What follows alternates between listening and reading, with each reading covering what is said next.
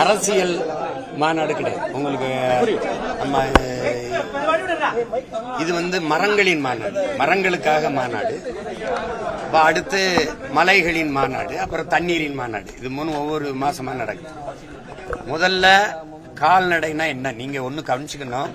செல்வங்கள் அப்படின்னு வச்சீங்கன்னா அமைதியா எதாவது நம்ம செல்வங்கள்னு வந்தா அதுல கல்வி, இந்த செல்வத்துல தானியங்கள், கால்நடை இதெல்லாம் வருது. அந்த கால்நடை செல்வங்களை பாதுகாக்க வேண்டியது நம்முடைய பொறுப்பு.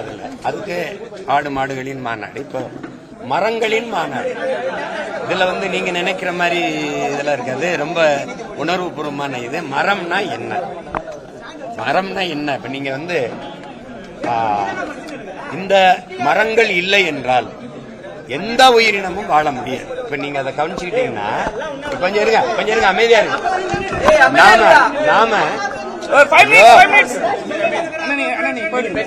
நாம வந்து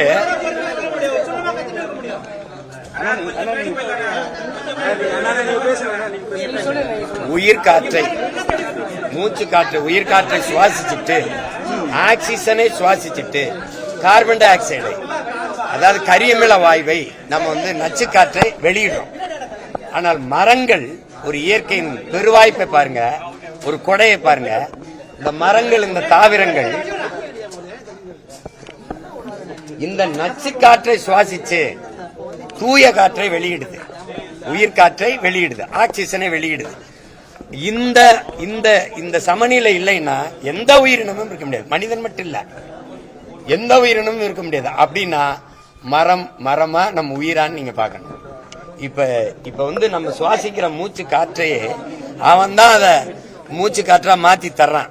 அப்ப மரம் நம்முடைய உயிர். மரம் வந்து அப்ப மரம் அது மண்ணின் வரம், அதை வளர்ப்பதே மனித அறம். வனம் செய்வோம் அப்படிங்கறத கருத்தை வலியுறுத்தி நம்ம போறோம். இப்ப உங்களுக்கு புவி வெப்பமாகுது, எல்லாருக்கும் தெரியுது. அதை தடுக்க என்ன வழி இருக்குன்னா மரம் வளர்த்தல் ஒன்றுதான். அதை வலியுறுத்தி தான் நம்ம வருகிற 30ஆம் தேதி எங்க ஐயா மனிதநேய அறக்கட்டளை நிறுவனர் சைதை துரைசாமி அவர்களினுடைய காடு, எங்க ஐயா 68 ஏக்கர்ல காடு வச்சிருக்காரு. என் தம்பி வெற்றி தெரியும், வெற்றி துரைசாமி, அவன் அன்பன்பா வளர்த்த காடுகள்ல அந்த மரங்களின் மாநாடு நடக்க இருக்குது ஆகஸ்ட் 30ஆம் தேதி. ஆனா மரம் கூட நீங்க பேசுறத வந்து நிறைய பேர் விமர்சனமா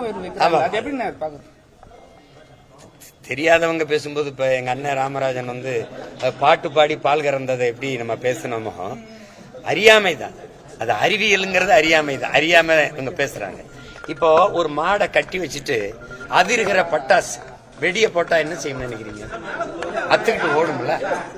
அப்ப பெரிய வெடியை போட்டா அத்துக்கிட்டு ஓடுற மாடு மெல்லிய இசையை ரசிக்குமா ரசிக்காது? ரசிக்கும். இது அறிவியல். ஒரு ஒரு ஒரு எல்லா அறிஞனும் மரம் செடி கொடிகளோடு பேசுங்கள், அது அந்த ஆண்டு பூக்கிறதும் காய்க்கிறதும் அதிகரிக்கும்.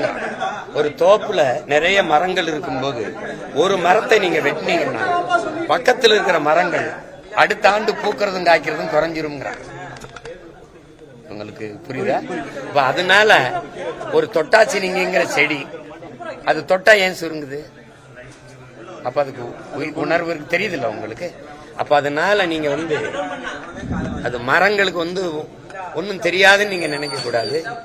அது மரம் நம்ம பேசுறதெல்லாம் கேட்கும், அது உணரும். அறிவு சார்ந்து நீங்க எடுக்கக்கூடிய எல்லா முன்னேற்பாடுகளும் தடையும் எதிர்ப்பும் வருகிறது. அது எப்படி பாக்குறீங்க? ஒரு என்ன செய்யறதுன்னா, ஒரு வீழ்த்தப்பட்ட தோல்வியுற்ற ஒரு சமூகத்துல வந்து ஒருத்தன் உண்மையை நேர்மையுமா நல்ல கருத்துக்களை எடுத்து வைக்கும் போது அதுக்கு எதிராக 1000 கருத்துக்களை வைப்பாங்கிறான். உங்களுக்கு ரசியம் எழுத்தான அது மாதிரி இதை வந்து நம்ம வந்து இதெல்லாம் ஒரு மாற்று கோட்பாட்டை முன்வைக்கும் போது, இப்ப நான் சொல்றது அறிவியல் உயிரியல் உண்மையை பேசுறேன். இதுல கற்பனை எல்லாம் பேச முடியாது.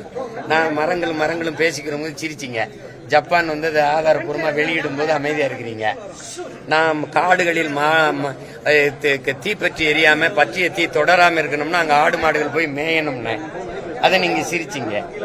அங்க கூகுள் நிறுவனம் வந்து அவனுடைய அலுவலகத்தை சுத்தி 100 மாடுகளை விட்டு தினம் மேய விடுறான்னு சிரிச்சிங்க. அப்புறம் ஆதாரத்தோட எடுத்து போட்டோன்னு அமைதியா இருக்கு. இப்படிதான் இது வந்து அத ஒண்ணு அறியாமையில இருக்கிறவங்களுக்கு நீங்க கற்பிக்கலாம், பொறாமையில இருக்கிறவனுக்கு என்ன போதிக்க முடியும்?